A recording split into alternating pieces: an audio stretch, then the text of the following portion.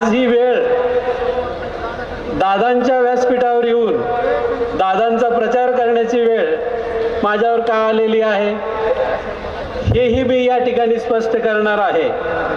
आणि मला खात्री आहे दिवसेंदिवस बदलत असलेलं जर वातावरण लक्षात घेतलं तर दादांचा विजय हा निश्चित अशा प्रकारचा असलेला आहे। मी गेल्या काही दिवसांपासून दादांसाठी फिरतोय। जालना तालुक्यातील 24 गावं जी आहेत जी या मतदारसंघाला जोडलेली आहेत त्यातल्या काही गावांमध्ये मी स्वतः जाऊन आलो। लोकांना आश्चर्य वाटलं, हे कायम भैयासाहेबाच्या सोबत असणारा माणूस आज दादांचा प्रचार हा कसा करतो आहे। आणि त्यांना सुरुवातीला की शिवकुमार सोळंके दादांसाठी इथे आलेला आहे याच्यावर विश्वासच बसत नव्हता। आणि नंतर ज्या वेळेला मी माझी भूमिका स्पष्ट करून सांगितली त्यावेळेला आता लोकांना पटलेलं आहे। आणि त्याचसाठी आपल्या सर्व मतदारसंघातल्या लोकांना कळावं की आमची म्हणजे शिवकुमार सोळंके हा एकटा नाही आहे, प्रातिनिधिक स्वरूपामध्ये शिवकुमार सोळंके या ठिकाणी उभा आहे। मत्स्यधरीमधले अनेक प्राध्यापक हे दादांच्या प्रचारासाठी काही गुप्त पद्धतीने काम करतात, काही अप्रत्यक्षपणे किंवा काही उघड माझ्यासारखे काम करायला सुरुवात केलेली आहे। आणि मग की भैयासाहेबांच्या बाबतीमध्ये की उदाहरण द्यायचं झालं तर आंबड कॉलेजला ज्यांनी संपूर्ण हयात घालवली असे आंबड कॉलेजचे प्राचार्य अशोक हजारे सर यांचे देखील तुमच्यापैकी अनेक जणांना फोन हे हिकमतदादा उडान यांना निवडून आणण्यासाठी आलेले असतील, ते तुम्हाला मिळालेले असतील। गेल्या अनेक दिवसापासून ते देखील या प्रयत्नामध्ये असलेले आपल्याला पाहायला मिळतात। आणि म्हणून की मी आणि माझे काही सहकारी हिकमतदादांसाठी आम्ही प्रयत्न करतो। हिकमतदादा हे या मतदारसंघाचे आमदार निश्चितपणे होणार असलेले आपल्याला पाहायला मिळतात। आता आपण पाहतो आहोत प्रदीर्घ अशा प्रकारची सत्ता भैयासाहेबांनी या मतदारसंघामध्ये उपभोगलेली आहे। गेली 25 वर्ष ते स्वतः आमदार आहेत। त्याच्या पूर्वी साहेबही खासदार होते 5 वर्ष आमदार होते।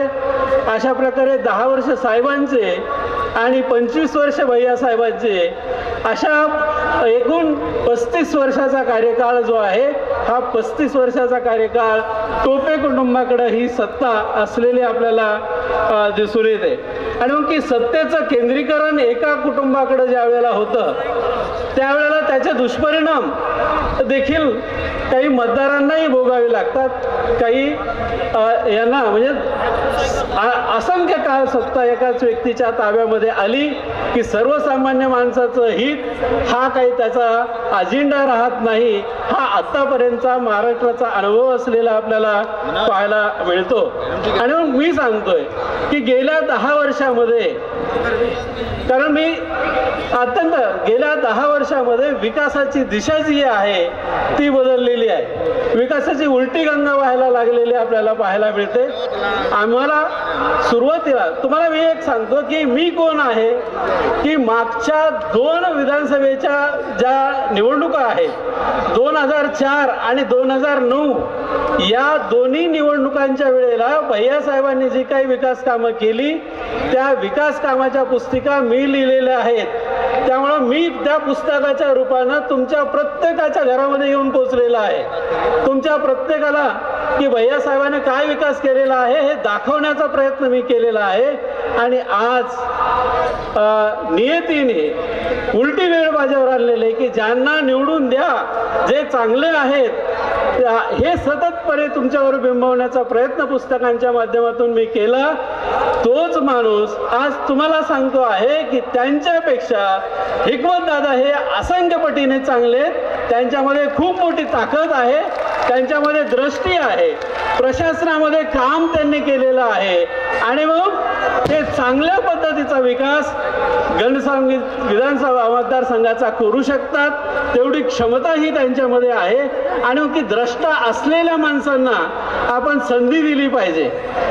एक वेळेला संधी देऊन पहा। माझं म्हणणं आहे 5 वर्ष जी आहेत ही एवढी एक संधी तुम्ही हिकमत दादांना द्या आणि नंतर पुन्हा काय वेगळा विचार करायचा असला तर करू शकता. आता मी म्हणालो की विकासाची दिशा ही उलटी वाहत आहे. मग काय झालं? सतत 14 वर्ष भैयासाहेब काय होते, 14 वर्ष मंत्री होते, 25 वर्ष आमदार होते. या कार्यकाळामध्ये काय झालं की चुकीच्या माणसाकडे संस्थांचं प्रशासन जे आहे हे चुकीच्या माणसाकडे त्यांच्या हाताने सोपवलं गेलं आणि त्याच्यामुळे विकास होण्याच्या ऐवजी विकासाला बाधा निर्माण करणाऱ्या अनेक गोष्टी ही त्यांच्याकडून घडलेल्या आपल्याला पाहायला मिळतात. उदाहरणच सांगायचं झालं तर मला सांगा, सूतगिरणीचं काय झालं? सूतगिरणी बंद पडली, दूध संघ बंद पडला, शीतगृह बंद पडलं, सामुदायिक गाईचा गोठा बंद पडला, उपसा जलसिंचन योजना बंद पडली. असे किती प्रकल्प तुम्हाला सांगायचे आहेत की जे बंद पडलेले, जे चालू आपल्याला ठेवता आलेले नाहीत. मग ही क्षमता आहे का? आणि मग की आम्ही भैयासाहेबांकडे पाहत असताना की संपूर्ण मराठवाड्याचं नेतृत्व भैयासाहेब करतील अशी एक अपेक्षा आमची होती. 2009च्या माझ्या पुस्तिकेमध्ये मी भैयासाहेबांच्या संदर्भातला उल्लेख केलेला आहे की भैयासाहेब हे डेव्हलपमेंट इंजिनिअरिंग करतील, विकासाचं इंजिनिअरिंग या मतदारसंघामध्ये राबवतील असा उल्लेख मी केलेला आहे. राईट हट्टा यांचं विधान जे आहे ते मी त्यामध्ये दिलेलं होतं. परंतु आपण पाहतो की तशा प्रकारे म्हणजे ज्या अपेक्षा त्यांच्याकडनं होता संपूर्ण मराठवाड्यामध्ये भैयासाहेबांना काम करणं गरजेचं होतं, मराठवाड्याचं नेतृत्व करणं गरजेचं होतं, परंतु ते आपला मतदारसंघच सोडून बाहेर पडू शकलेले आपल्याला दिसून येत नाहीत. आणि भैयासाहेब स्वतः इंजिनियर आहेत, मेकॅनिकल इंजिनियर ते असताना देखील महाराष्ट्रामधले आदर्श अशा प्रकारचं अभियांत्रिकी महाविद्यालय त्यांना निर्माण करता आलं नाही. काही अभ्यासक्रम त्या महाविद्यालयाचे बंद पडलेले आपल्याला पाहायला मिळतात. आणि आजच्या काळात काय झालेलं आहे की मशोदरी शिक्षण संस्थेने जे संस्काराची व्यवस्था निर्माण केलेली होती, एकेकाळी ही शिक्षण संस्था आदर्श शिक्षण संस्था म्हणून महाराष्ट्र शासनानं गौरवलेली आपल्याला पाहायला मिळते. त्या शिक्षण संस्थेचे कर्मचारी हे आता गुंडागर्दी करताना आपल्याला पाहायला मिळतात. आणि मग आपण काय निर्माण करतो, समाजाला कोणता संदेश आपल्याला संस्थेच्या माध्यमातून द्यायचा आहे की एखाद्या कर्मचाऱ्यांनी आपल्या माजी कर्मचाऱ्यांना, ज्येष्ठ नागरिकांना त्याच्या घरी जाऊन की धमकवायचं असतं का? जीवे मारण्याची धमकी शिक्षण संस्थेतल्या कर्मचाऱ्यांनी द्यावी. रस्त्यावरचा एखादा गुंड जर देत असेल जीवे मारण्याची धमकी तर ते आपण समजू शकतो, पण कर्मचारी जर देत असेल तर त्याचा अर्थ असा आहे की तुमच्या शिक्षणाच्या संस्काराचा ऱ्हास होत चाललेला आहे, तुमची व्यवस्था जी आहे ती कुठेतरी चुकते आहे. आणि या ठिकाणी ही गोष्ट मला महत्वाची अशा प्रकारचे दिसून येतात. दुसरी गोष्ट, जे स्वतःच्या संस्थेतल्याच जागा भरू शकत नाहीत ते नवीन रोजगार निर्माण काय करू शकतील? भैयासाहेबांनी या ठिकाणी रोजगार उभा करावा ही अपेक्षा होती. घनसावंगीला चांगल्या पद्धतीचं MIDC झालं पाहिजे, त्या प्रकल्पामध्ये मी काम करत होतो. सुनील रायटट्टा होते माझ्यासोबत, आणखी एक वकीलग्रस्त होते. या ठिकाणी चांगल्या प्रकारची MIDC झाली पाहिजे आणि हा हेतू त्या ठिकाणी होता. परंतु तशा प्रकारचं स्वप्न जे आहे तेही साध्य करता आलेलं आपल्याला दिसून येत नाही. मित्र हो, आणखी एक गोष्ट तुम्हाला सांगतो, तुमच्या जवळचे कोणी नातेवाईक समर्थ बँकेत असतील तर त्यांना विचारा आजची परिस्थिती काय आहे. मी या ठिकाणी व्यासपीठावर सगळ्याच गोष्टी काही सांगणार नाही. ज्या संस्थेमध्ये काम केलं, ज्या लोकांवर, साहेबांवर माझी श्रद्धा होती, भैयासाहेबांवर माझं प्रेम आहे, परंतु ज्या चुकीच्या गोष्टी घडत आहेत त्या चुकीच्या गोष्टी देखील जनतेपर्यंत गेल्या पाहिजेत आणि मग ती त्यासाठी आपण निर्भय बनलं पाहिजे, यासाठी प्रयत्न चालू आहे. सध्या संस्थेमध्ये जे चुकीच्या गोष्टी चुकीच्या माणसामुळे जे घडत आहेत त्याचा विचार आपण केला पाहिजे.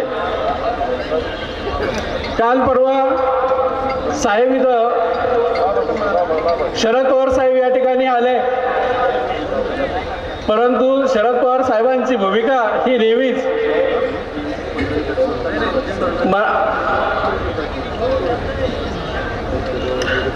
या ठिकाणी मी बराच वेळ झालं बोलतो आहे तुम्हाला, फक्त शेवटी जाताना एवढंच सांगेल, या विधानसभेला आपण हिकमत दादांना प्रचंड बहुमतानं विजयी करा अशी एक तुम्हाला रिक्वेस्ट करतो आणि माझे 2 शब्द संपवतो.